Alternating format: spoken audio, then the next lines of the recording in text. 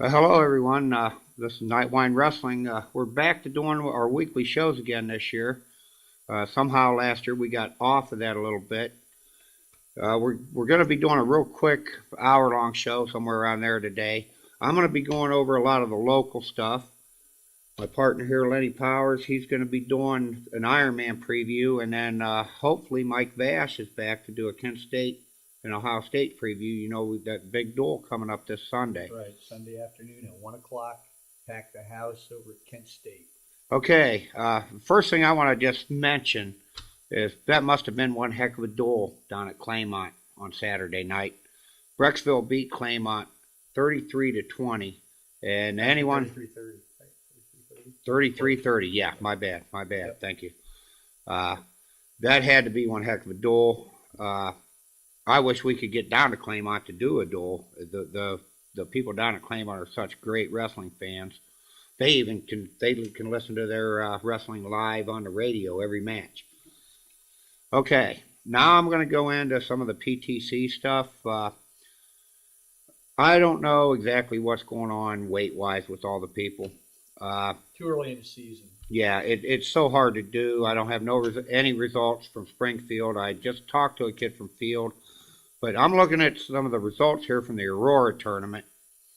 And as far as 103 at the PTC, Zemetis, I think is his name, from Crestwood. Yep. That Lenny, you know who him? He took first at Crestwood. He was the only PTC placer there. Connor Nemec took first at 113. Let's see. At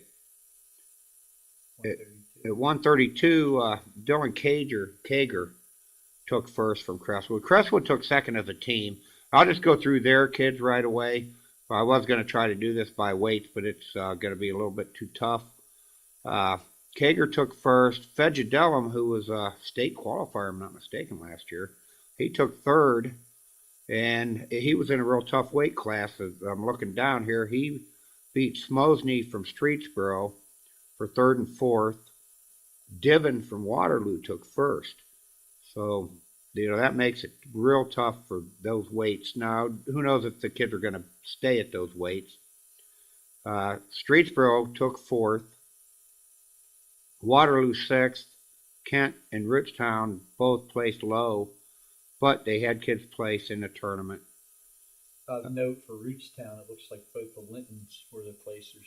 Yeah. Travis Linton. Our the technical people here are both from Rootstown. Yeah, Travis Linton's the really tough sophomore. I think he's a sophomore this year. I believe so. Yeah. 170 pounds. Boy, he jumped up a lot, but both Lintons did. 170 or 140? He was one of those two last year. I'm looking here at my results. I know that he beat, I know that Sean Keefe from Crestwood took fourth at 170. But from what I saw, I didn't put the exact results down here, but Linton pretty much handled everyone in that tournament. Travis Linton. Now, Garrett Linton took first place, and he pinned Bubba Baker. Anyone who's been following Nightline with the Rootstown sectionals or the PTCs, Bubba Baker's been a guy that's been one of our favorites, and Garrett pinned him in a minute and 14, I think it was, in the semifinals of that tournament. And it looks like Baker came back to take third for Streetsboro at 220. Yeah, he did. Garrett Linton, though, jumping up to 220, and I've seen him in the off season, and boy, he has bulked up. He's right now ranked second in the state in a lot of the statewide rankings. And he will be participating as a Rootstown solo entry into the A6 Ironman tournament this coming weekend. Yeah, well, that's good. I'm glad I'm going to be there to see it. Do you know if Travis Linton's going to be at Ironman? No, it's just strictly Garrett Linton. Okay. Well, one thing about Richtown, you know a little bit about their coaching. Well, who did they bring in this year? I bet you everyone out there knows. Craig Wise is the head coach, and Sonny Marchetti will be assistant coaching there at Rootstown this year.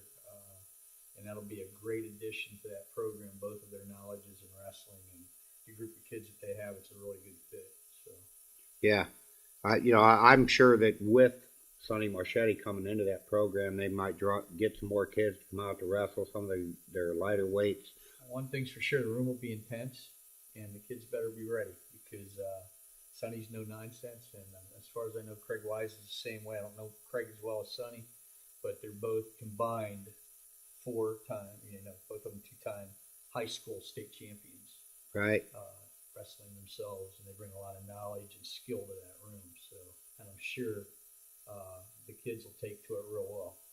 Okay, right now I'd like to give a shout out to the East Liverpool Potters. We got a buddy who's the assistant coach, one of our sponsors, John Drum. I see that they took third place at the Dover Invitational. They have their big own tournament going on next weekend. The Potter Classic. Yep.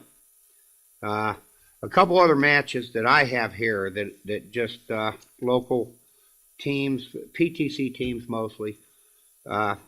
Lake High School, who probably will be the runner-up in the Federal League to Perry. It seems like perennially, that's what they are.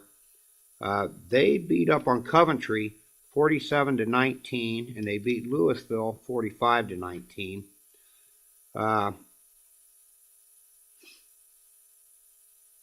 Yeah, they look to have a solid team coming out this year. I think they'll be, and it's early, real early on now. It's hard to tell where everybody's going to be because we haven't really seen all the teams in the conference. But I think Lake's definitely one of those that'll be behind Perry. Obviously, Perry's the top-notch team in that division in that conference and the Federal League. But Lake is a team to reckon with for anybody. Well, so, Coventry, I feel early in the year anyway, I thought that they would be the favorite in the PTC Metro. Now, Crestwood finished second at the Aurora tournament, had a real good showing by a lot of kids.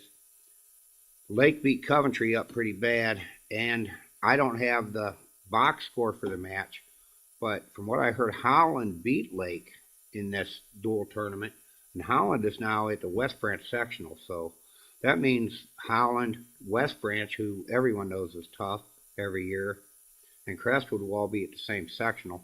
I don't think that's going to matter to your CVCA team. Right. But you never know. Everything matters when it comes to high school wrestling and individual weight classes. And especially at Firestone where all the weights can be so tough.